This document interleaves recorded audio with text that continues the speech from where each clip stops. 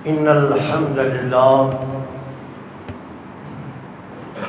الحمد لله نحمده ونستعينه ونستغفره ونستهديه ونستنصره ونعوذ بالله من شرور أنفسنا ومن سيئات أعمالنا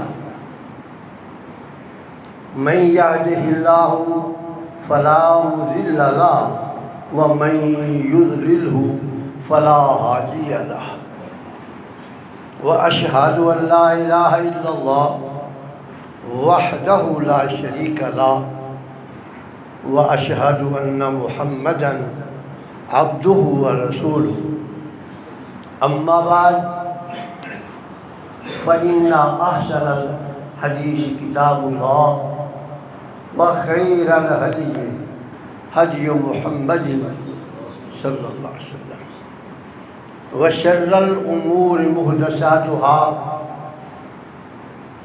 وكل محدثة بدعة وكل بدعة ضلالة وكل ضلالة في النار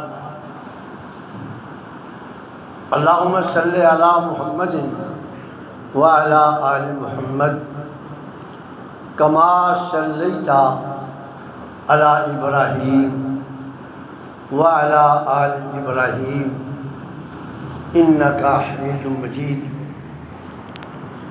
اللهم بارك على محمد وعلى آل محمد كما باركت على إبراهيم وعلى آل إبراهيم إنك حميد مجيد أعوذ بالله من الشيطان الرجيم بسم الله الرحمن الرحيم وعباد الرحمن الذين يمشون على الأرض هونا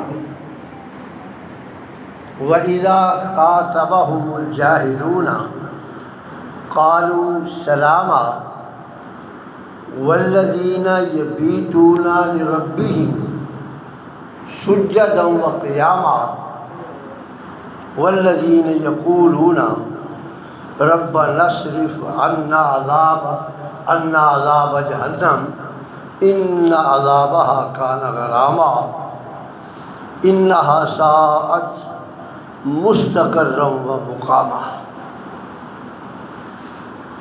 وعباد الرحمن اللہ کے بندے وہ ہیں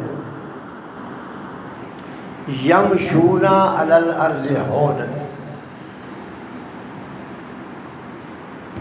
جو زمین پر عاجزی سے انکساری سے چلتے ہیں وَإِذَا خَاطَبَهُمُ الْجَاهِلُونَ اور جب ان کا سامنا نادانوں سے ہوتا ہے احمقوں بے وقوفوں سے ہوتا ہے تو وہ ان سے الجھتے نہیں قالوا سلاما وہ ان کے قریب سے سلامتی سے گزر جاتے ہیں والذین یبیتون لربہم سجدا وقیاما اور راتیں ان کی عیش بسر ہوتی ہے سجدوں میں اور قیام میں والذین یقولون ربنا اصرف عنا عذاب جہنم اور عاجزی کا عالم یہ ہے کہ اللہ کی عبادت بھی کرتے جاتے ہیں اور اس کے باوجود اس کے سامنے التجائیں اور عرضیہ بھی پیش کرتے ہیں کہ یا اللہ ہمیں جہنم کے عذاب سے بچا دینا ان عذابها کان غراما جہنم کا عذاب جو ہے نا وہ چمٹ جانے والا ہے انہا ساءت مستقرا و مقاما اور جہنم جو ہے نا وہ ایک ایسی وادی ہے ایک ایسی جگہ ہے جہاں عارضی طور پر رہنا بھی نہایت تکلیف دہ ہے اور پھر مستقل رہنا، تو اس کی تو پھر بات ہی کیا ہو۔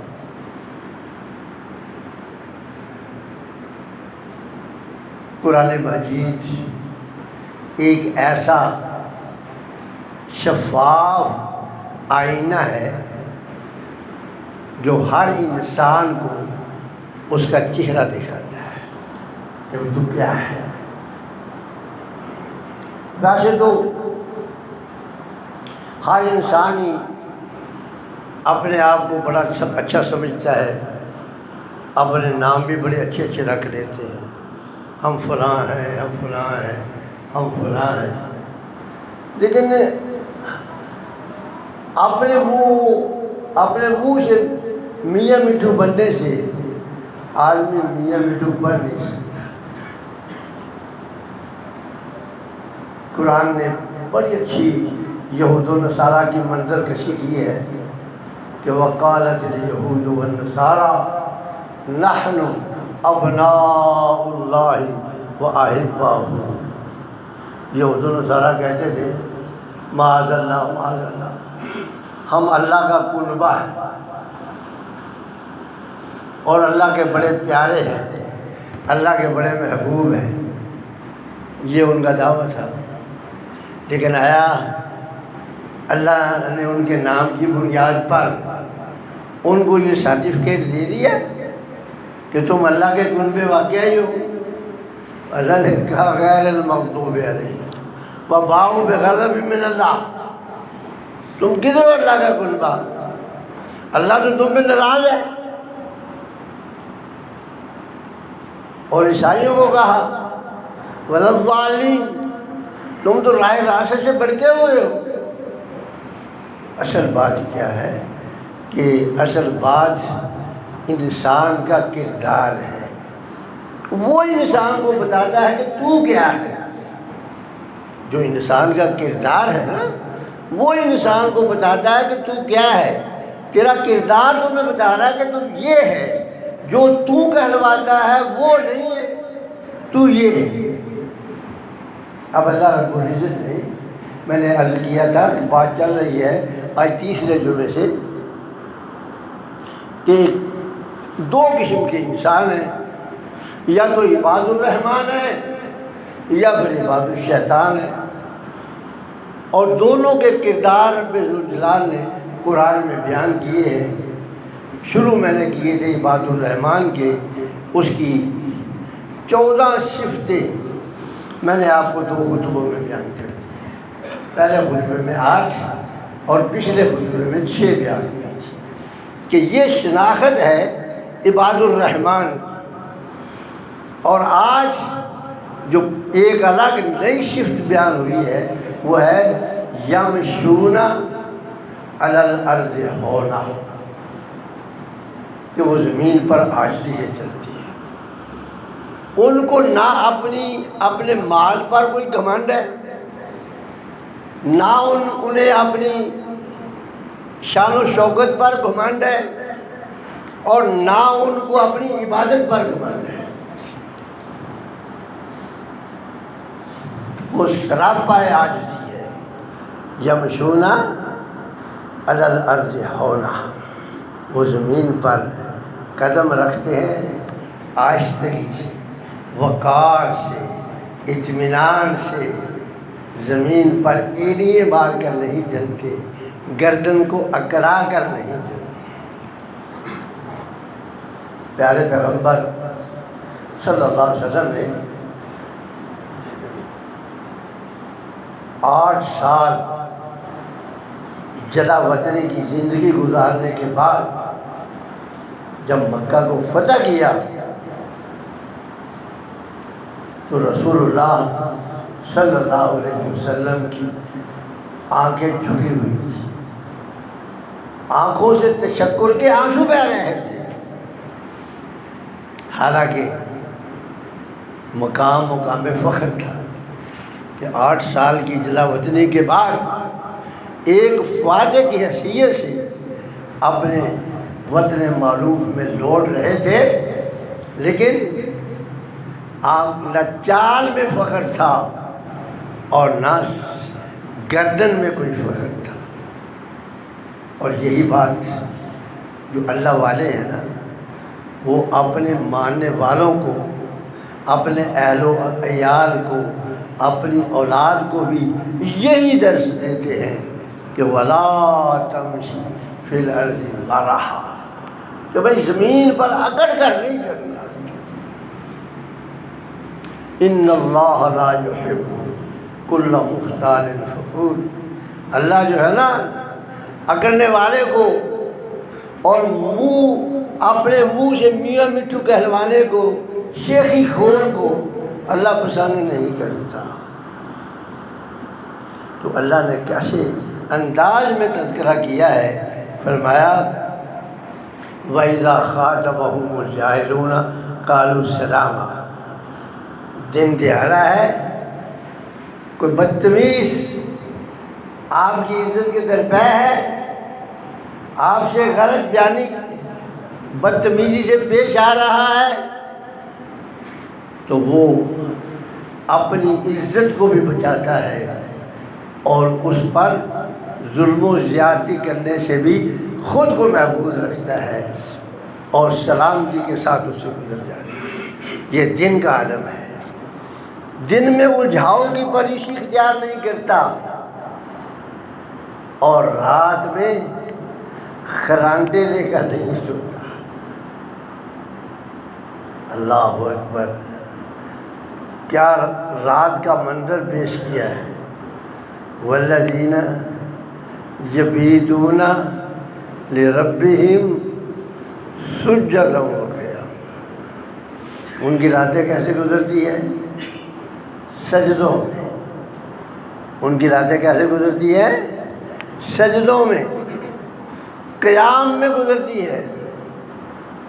اور ساتھ ہی ساتھ ان کو پھر یہ نہیں ہے کہ ہم نے رات سجدے میں گزارتی ہے، اب جنت تو ہمارے باپ دادا کی جاگیر بن گئی ہے، نہیں، اب بھی زبان پہ یہی کلمہ ہے، ربنا اصرف عنا عذاب جہنم، اللہ حق تو یہ ہے کہ میں حق ادا کر نہیں سکا، یقین جانی ہے، حق بات ایسے ہی ہے۔ آج کل آپ دیکھ رہے ہیں سوشل میڈیا پہ بڑی دھوم مچی ہوئی ہے، بھی دو ایک گروہ ہیں، ایک حسینی ہے ایک یزیدی ہے، ہم تو حسینی ہیں۔ ذرا سی بات ہے، سوچ لے، میں اپنی کتاب کی بات نہیں کرتا، ان کی کتابوں کی باتیں کرتا ہوں۔ حسین آج روزے سے تھے، آج روزے سے تھے، اور خود کو حسینی کہلوانے والا اتنا پانی پی رہا کہ اس کی پیٹ بھرنے کے بعد اس کی نتھروں سے بہہ رہا ہے۔ بات کردار کی ہے، نام رکھنے سے تو حسینی نہیں بنتا آدمی، کردار وہ روزے سے ہے۔ ان کی کتابوں میں لکھا ہوا ہے کہ پانی پہ یزیدیوں کا قبضہ تھا، آج کس کا قبضہ پانی پر؟ جگہ جگہ بسملیں لگا رکھی ہے، وہ تو روزے سے تھے۔ ان کی کتابوں میں لکھا ہوا کہ وہ سجدے میں تھے جب سر کٹا ہے، والذین یبیتون لربہم سجدا وقیاما، اور تمہارے سر جو ہے سجدے میں جھکنے کا نام نہیں لیتے۔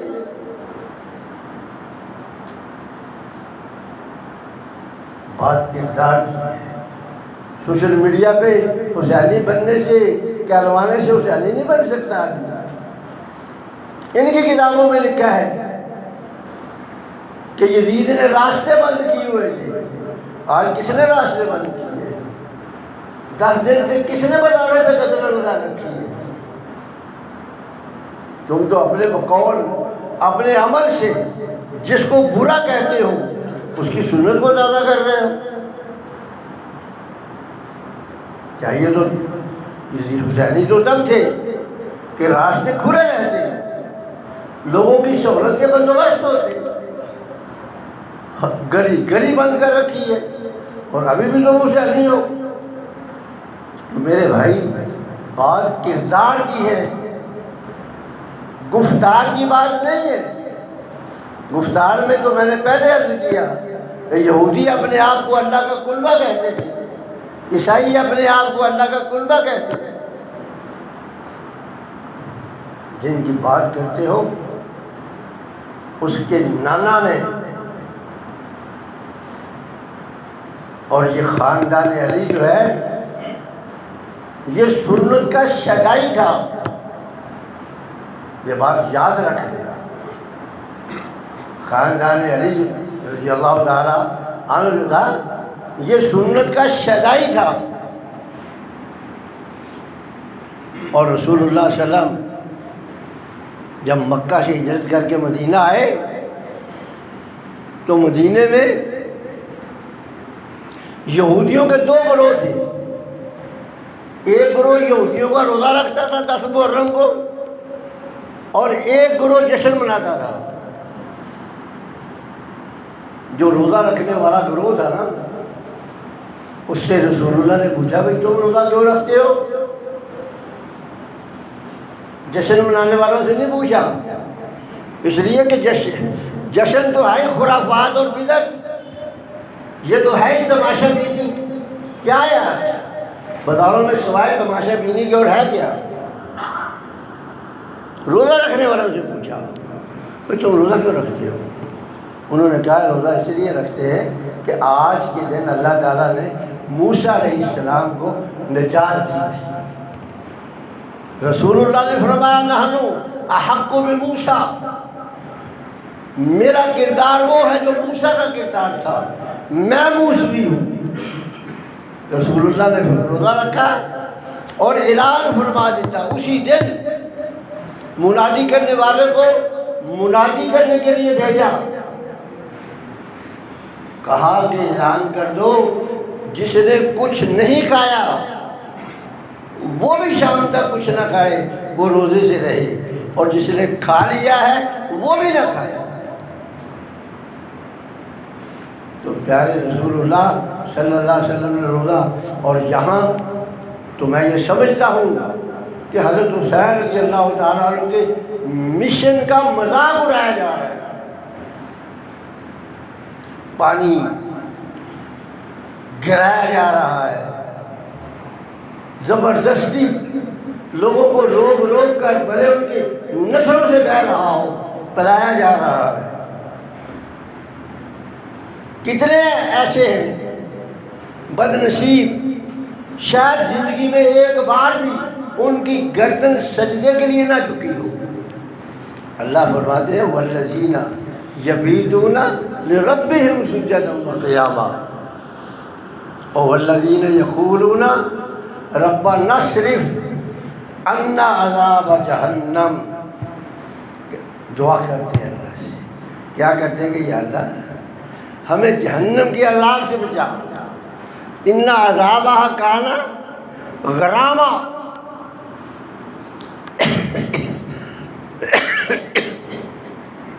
جہنم کا عذاب جو ہے نا جس طرح یہ تار کول نہیں ہوتی لوک کی طرح کا ہے بھی سیاہ. جہنم کا عذاب جو ہے بھی بالکل کالا سیاہ، جس طرح لک کالی سیاہ ہے، اور اسی طرح چمٹنے والا ہے. جس طرح تار کو گرم کسی کے جسم پہ ڈال دی جائے تو وہ گوشت کاٹ کر ہڈیوں تک پہنچنے کی کوشش کرتی ہے، اسی طرح جہنم کا عذاب جو ہے وہ دلوں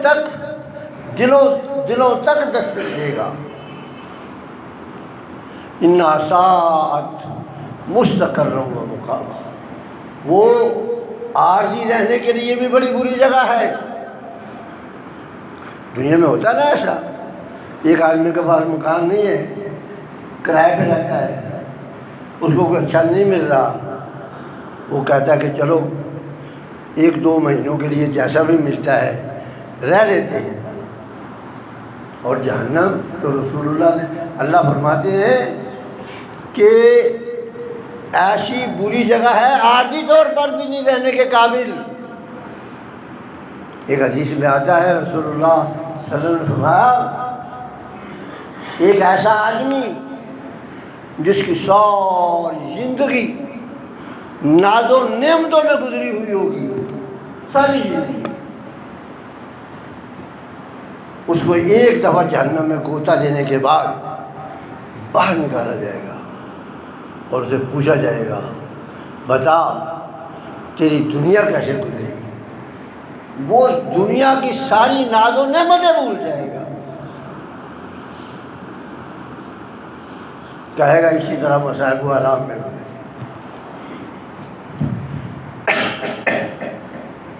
تو رب ذوالجلال فرماتے ہیں انہا ساعت مستقرم و مقامہ، کہ یہ جگہ جو ہے نا عارضی بھی اور مستقر رہنے کے لیے بھی بڑی بڑی ہے۔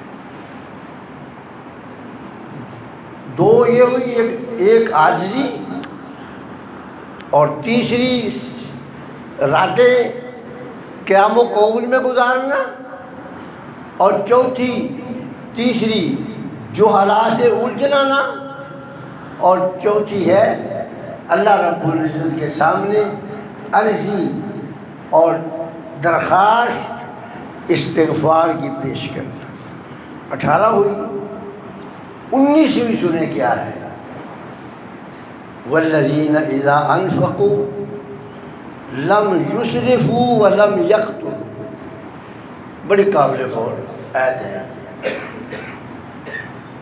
کہ وہ لوگ جب خرچ کرتے ہیں نا تو اسراف نہیں کرتے۔ اسراف کیا ہے؟ کہ خرچ کرنا ہے جائز، لیکن نامناسب خرچ کریں۔ خرچ کرنا جائز ہے لیکن نامناسب کریں، ضرورت سے بڑھ کر کریں، یہ اسراف ہے۔ بات سمجھ آ رہی ہے؟ جو آج ہو رہا ہے، جو آج ہو رہا ہے یہ اسراف ہے، ضرورت سے بڑھ کر ہے۔ اتنی ضرورت نہیں جتنا کہ لوگوں کو پانی زبردستی پلایا جا رہا ہے۔ تو مومن کی کیا صفت بنائے بتائی؟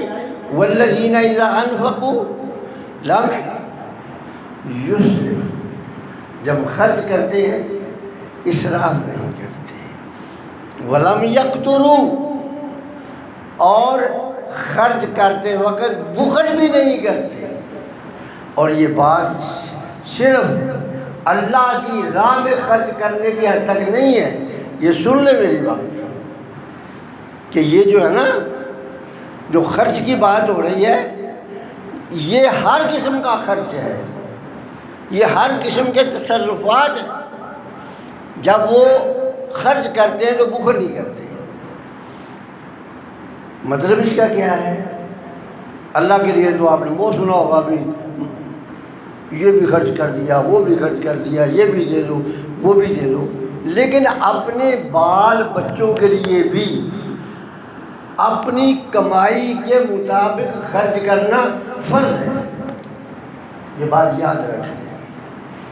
اگر اللہ نے آپ کو سہولت دی ہے، آپ اپنے بچوں کی تربیت بھی کریں اور ان کے لیے آسائش کا سامان بھی پیدا کریں۔ یہ نہیں ہے کہ تجوریوں میں نوٹ ڈال ڈال کے، بینکوں کے اکاؤنٹ کھلوا کے خود اپنی بھی جوتی ٹوٹی اور بچوں کے بھی کپڑے پھٹے پرانے۔ اسلام اس کی اجازت نہیں ہے۔ بات سمجھ آ رہی ہے نا؟